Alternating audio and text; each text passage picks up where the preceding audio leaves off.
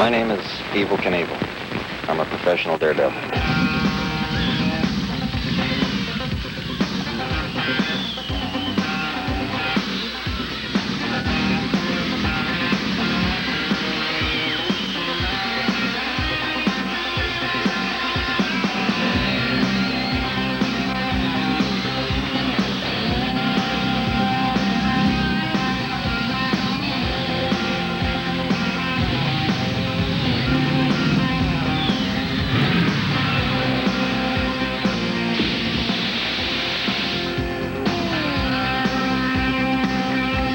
I don't think jumping the motorcycle did make me famous, or, you know, people use the term folk hero or hero.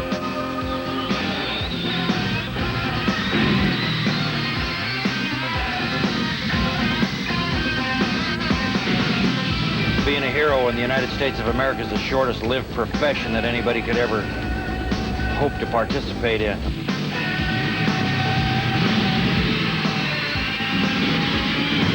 Or hope not to participate in.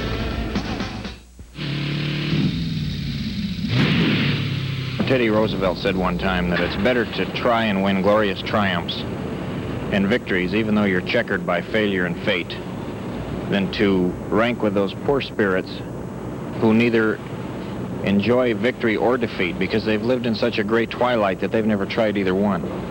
So, rather than be a painter of the Brooklyn Bridge or work in the Lincoln Tunnel in New York City and suck all that carbon dioxide in every day and live in those ghettos, I decided to fly through the air and live in the sunlight and enjoy life as much as I could, and that's just what I'm doing. When you do what I do for a living, you have to have a positive mental attitude. If that positive mental attitude doesn't work when you make that jump, you have to be man enough to handle the circumstances. In my case, I'm man enough. You have to have a certain mental attitude about you that's out of step with society. You got to go out there with an attitude to really grab somebody and beat them into the ground, to be a champion, to be a winner. And I had to have a killer instinct in me to beat what was probably the toughest competitor in life to me, and that was Father Time, death. And I figure there are three mysteries to life. Who we are, where we came from. Why you do what you do and where you're going to go. Nobody knows the answer to those questions. Well, I don't know why I did what I did. I did what I did. I do what I do because I'm Evel Knievel, and I don't question it.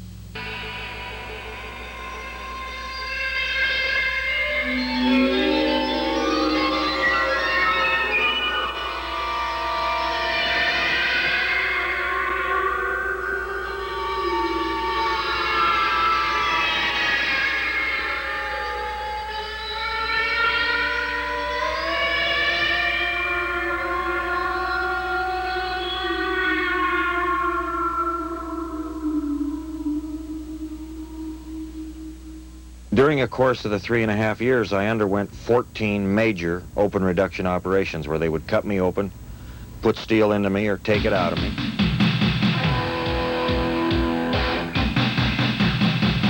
And I paid for all of those operations from my own earnings. I didn't have any hospitalization insurance, never had any life insurance. I was always self-insured. I think that the American public, or the public in the North American continent and the free world, identified with Evel Knievel because of the trials and tribulations that Evel Knievel went through.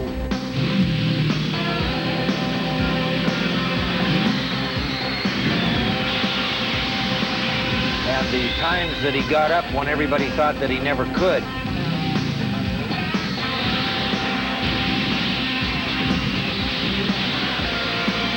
I wanted to live to fulfill a dream, and I acquired a lot of fans on the face of this earth that pulled for me and prayed for me and wanted me to fulfill that dream.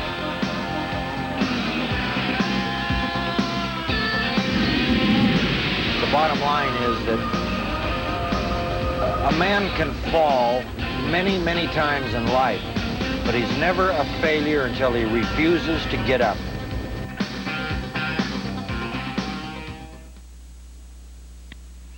The Caesar's Palace jump was really the launching of my career. The film that was shot at a Caesar's Palace jump has been said by a lot of people who are in the film business to be one of the greatest pieces of film footage ever filmed.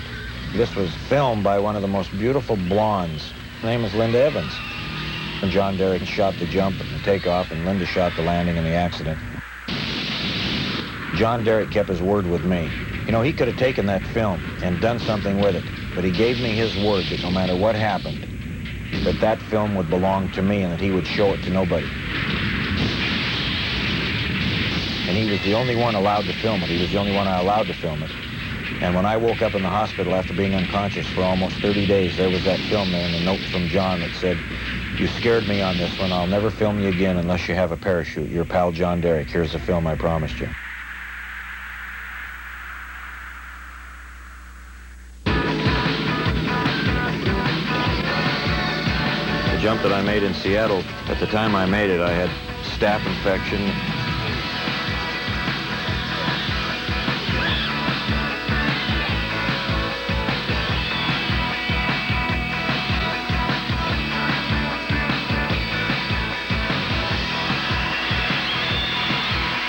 I made a practice jump before the big jump was moved out in the middle of the racetrack.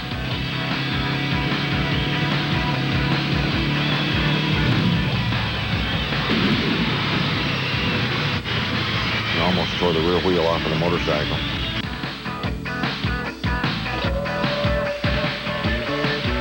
The Astrodome was something that I always was very proud of because I've been told I hold the attendance record there. That I do the largest crowds that they'd ever had, 2 days.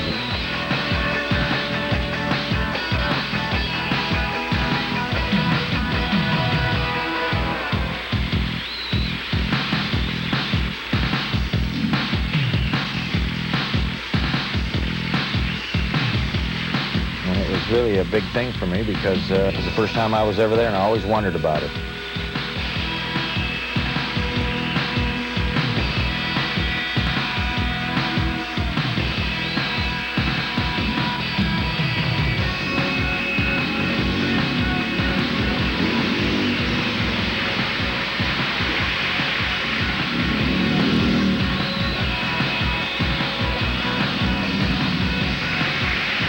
It was just a great experience for me. It's just something that's very memorable to me, something I always remember.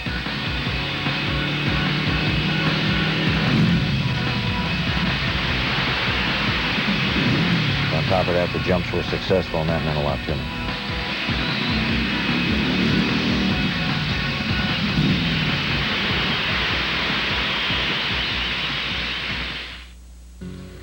Well, there have been a couple of jumps that I've made during my lifetime that I always had a premonition before the jump that things were wrong. Maybe I'd done something I felt was wrong or that I shouldn't have done. Maybe there's some reason I couldn't make the jump right. I was going to get hurt. Things that I really don't want to divulge. I mean, we all have things in our life that we think things go wrong because of. The Yakima jump that I made in Yakima, Washington at the Yakima Speedway was over 12 or 13 Pepsi-Cola trucks. I jumped it on an American Eagle motorcycle. It's a big 750cc, 1,000-pound motorcycle.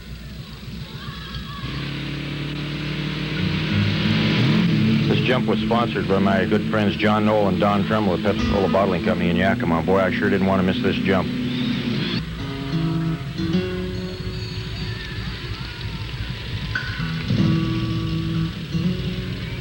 I can just tell you there were times during my life when I jumped that I absolutely thought or knew that I wasn't going to make it.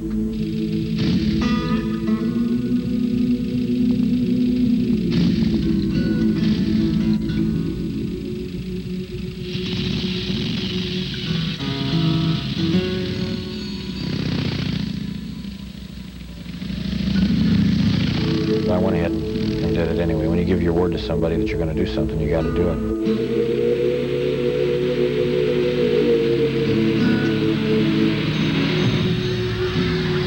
I just didn't have enough speed on takeoff.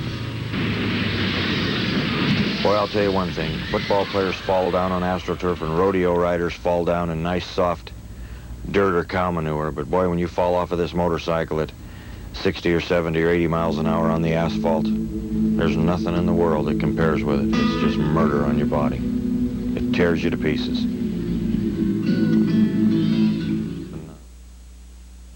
We're out here overlooking the expanse of 17 vans and trucks. I walked it off myself, and it's well over 100 feet.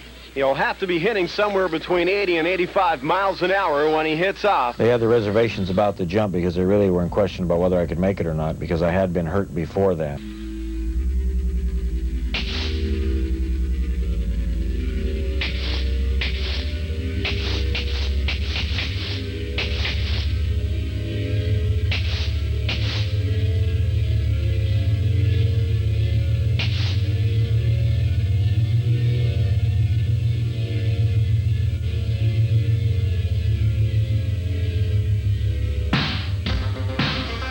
We moved a ramp just before the jump because we thought it was going to rain. And to tell you the truth, none of us thought that I could make this jump in here. And I want to tell you something. You know, we sold this place out tonight, and I just as soon miss the jump as have them boom me out of here. And I'm almost to the end of my road, and I'm not going to let that happen yet. I'm going to jump in Los Angeles, San Francisco, Tulsa, Kansas City, and then I make a big jump, a world record jump at the Canadian International Exposition of Toronto, Canada. And then we're going to the Canyon Sunday, September 8th, and I'll see you there.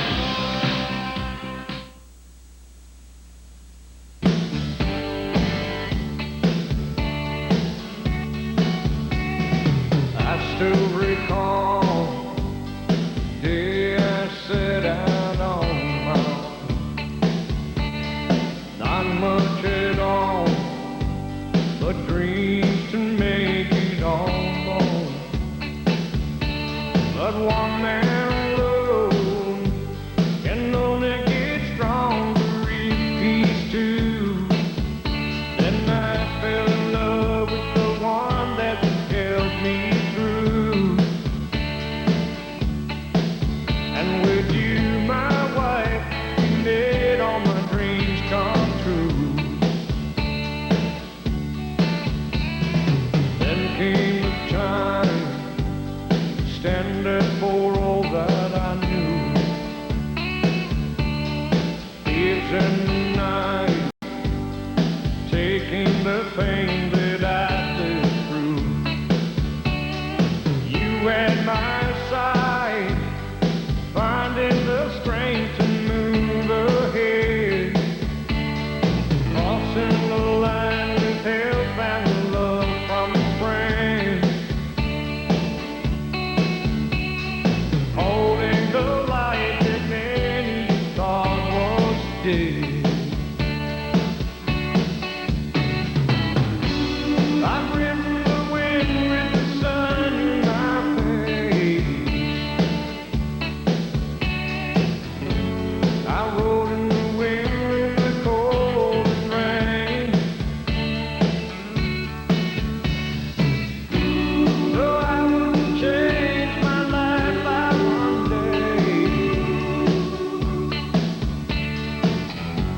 I'll ride in the wind till Ladies and gentlemen, boys and girls, let's give a great Canadian welcome to a man who is known throughout the world as the last of the gladiators, the all-time king of the daredevils, Evel Knievel. I would like to direct something to you who might think taking a narcotic is the wise thing to do, and I will give you something to relate to.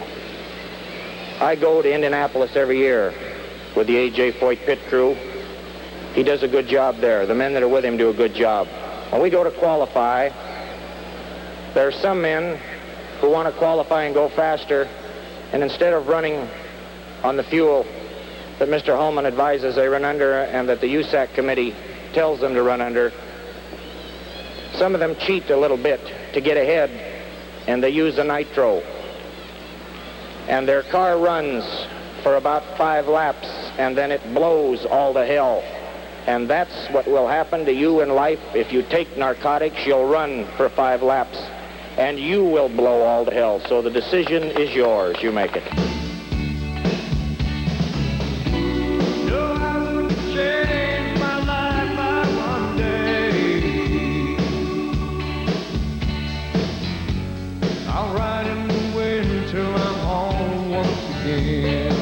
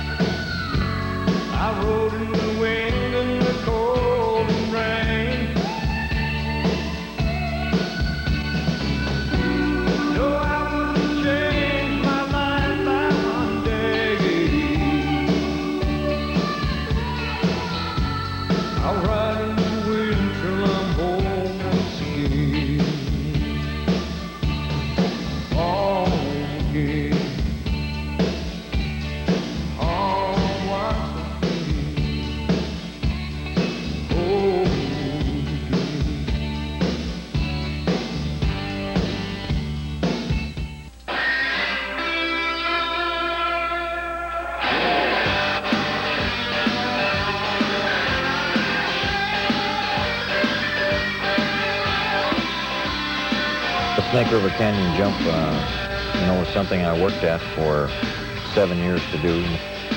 I fired 2 test shots to try and make the test shots go across the canyon. They both went right into the bottom of the canyon, right into the river. And I ran out of money and I only had 1 left. I had to get in it and try it.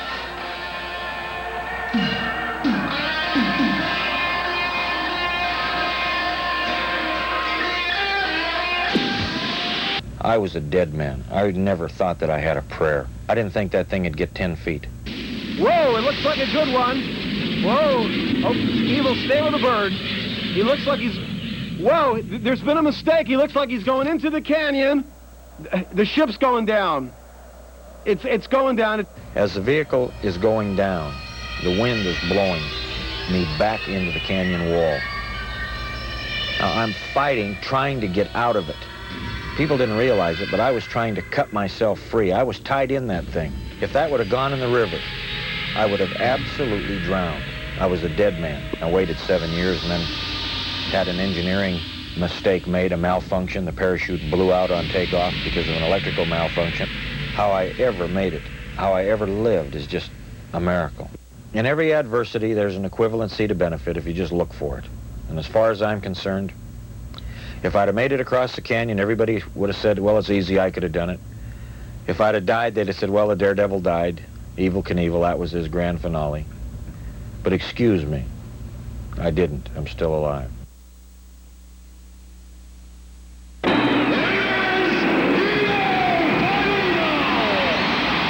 I drew over 100,000 people to the stadium. That's more people than they ever drew there for a soccer game between any 2 countries. It's a turned-on crowd at Wembley Stadium as Evel Knievel returns to action. And I realized that I might be slow on takeoff and I might not make it, but I knew Harley-Davidson could never get the parts to me fast enough to change the gearing. So I went ahead and tried it anyway with the gearing that was on it. Here he goes, and he will go.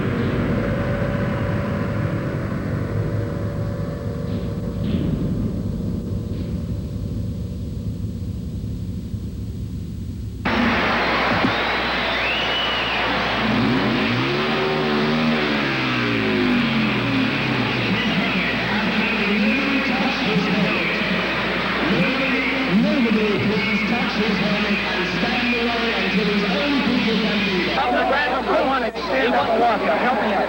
Okay, we're going to help him out. Easy, on my shoulder. Off the I'm lucky that I wasn't killed. I was unconscious and up and in shock and could hardly get out of the place. I really didn't know whether I was going or coming.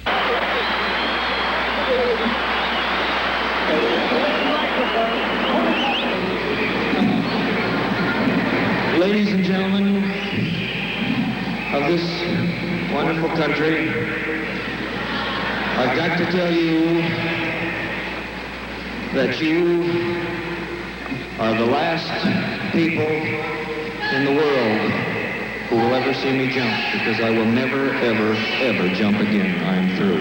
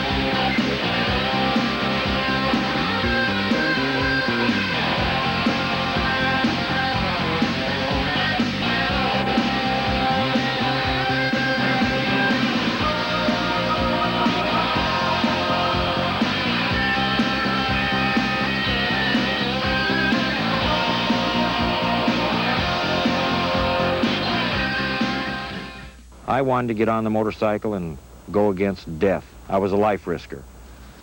I was not outside of the arena looking in. I was in the arena. To be like a life risker or a gladiator of old times, that's what made my life worthwhile at that time. I made a statement at my last jump in Ohio that the motorcycle doesn't have wings, and a man who's supposed to be a professional ought to realize when he's jumped far enough.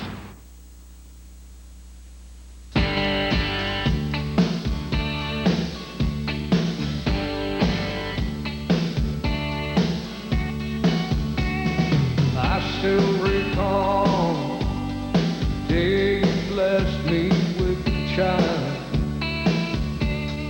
Now he stands tall, and I see myself younger and wild.